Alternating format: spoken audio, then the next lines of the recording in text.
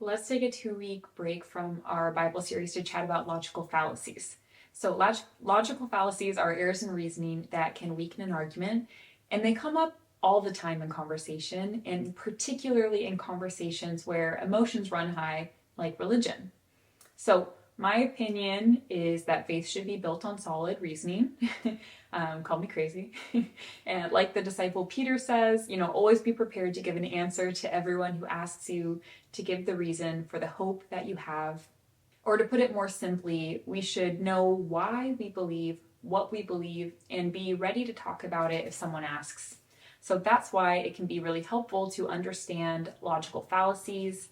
They allow you to recognize flaws in your and others' thinking, and then this helps you clarify what you believe, avoid being misled, and just overall really improve discussions. So there are lots of logical fallacies that exist, but we're going to try to go through 6 common ones today, and then next week we'll cover 6 more. So let's get into it. Alrighty, the first logical fallacy I want to talk about is the self-contradiction fallacy.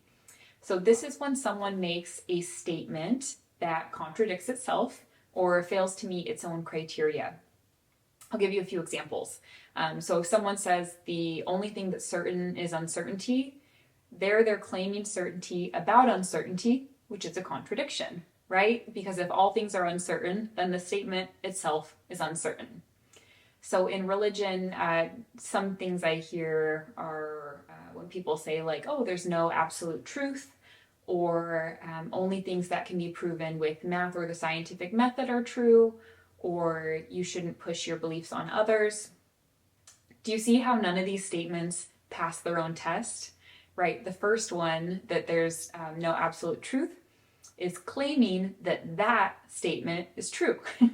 The second one, only things that can be proven with math or science are true, isn't a statement of math or science. So it would presumably be false. And then the third one, don't push your beliefs on others, that itself is pushing that specific belief on others.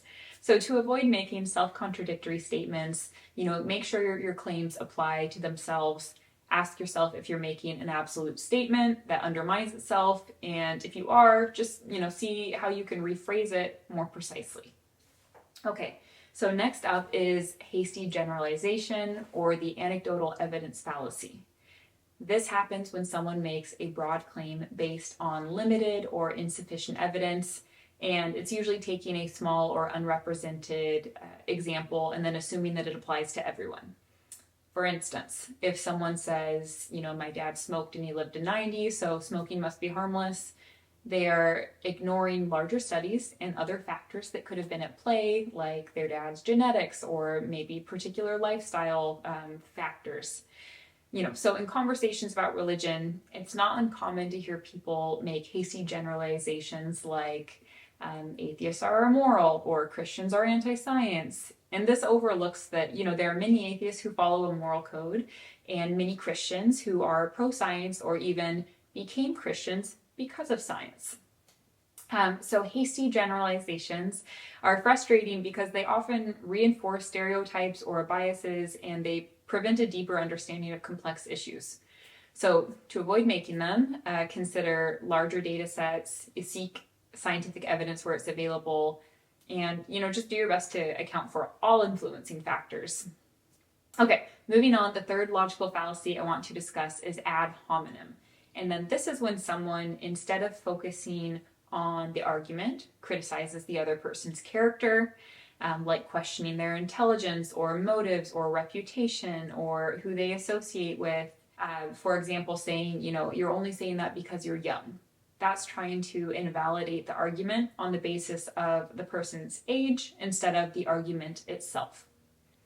I've often heard things like, you only believe that because you grew up in a Christian household, or you're a Christian because, you're afraid of death, or you're an atheist because you don't want to be accountable to anyone. But these kinds of comments don't really address the actual ideas being discussed. Instead, they're making assumptions and character attacks, and they shut down the chance for a respectful and thoughtful conversation. So to combat ad hominem fallacies, try to focus on addressing the argument itself, not attacking the person who's making it, and stick to facts and logic and reasoning. Okay, so let's now talk about the strawman fallacy. This happens when you distort someone else's argument to make it easier to argue against.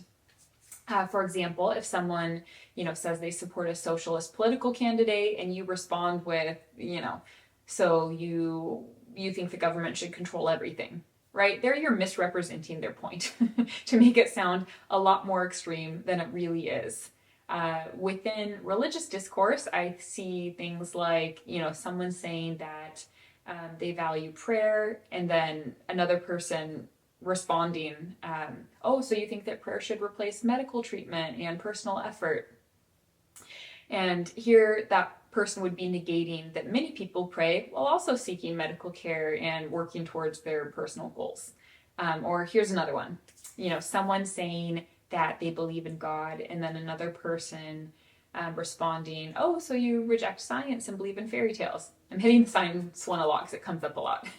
But here the person is making an assumption that believing in God means rejecting science, even though many people, including many scientists, see no contradictions between faith and science. So in both cases, the person responding is unfairly misrepresenting or exaggerating a position to make it easier to attack, which, shuts down meaningful conversation. So to avoid making strawman fallacies, listen carefully to what the person is saying instead of assuming their position. Ask for clarification if you're ever unsure. Do your best to stay objective and avoid emotional reactions. Okay. Moving on to begging the question. This fallacy is sometimes called circular reasoning, and then it happens when an argument assumes what it's trying to prove. Or in other words, the reasoning just goes around in a circle because it relies on the conclusion that it's meant to support.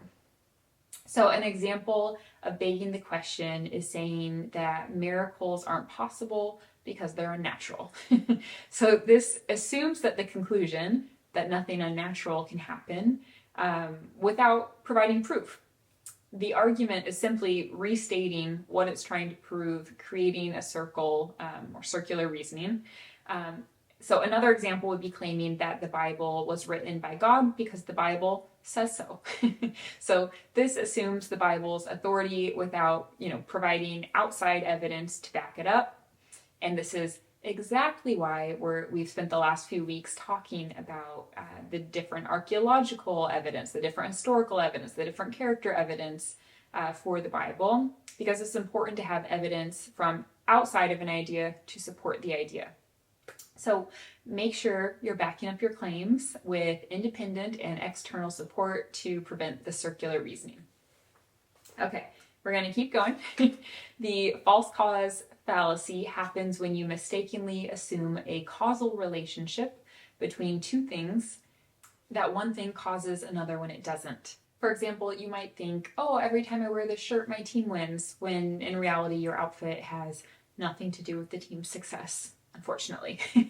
In religion, I often hear people say things like, this happened because I prayed, or this didn't happen because you didn't pray, or you prayed and it didn't happen, so prayer doesn't work, or you're struggling because you sinned. But in each of these cases, there's no real proof that one caused the other. It's just making an assumption, assuming there's a connection without enough evidence. And it's a bummer because the result is misguided beliefs, unfair blame, and poor decision making. So to avoid false cause fallacies, look for real evidence, consider other possible causes, and do your best to not jump to conclusions. So I'm curious, have you noticed a pattern with all of these different logical fallacies we've talked about? In every case, they're either making assumptions without sufficient evidence or just not being logically consistent. So next week, we're going to cover 6 more. If you'd like to follow along, please subscribe to the channel. Otherwise, in the meantime, if you have questions about these logical fallacies or anything related to Christianity or faith, please put them in the comments and I will try to respond there or in a future video. I would also love to hear about any logical fallacies that you've noticed in your own conversations. Put those in the comments too. Otherwise, thank you so much for watching, and I'll see you next week.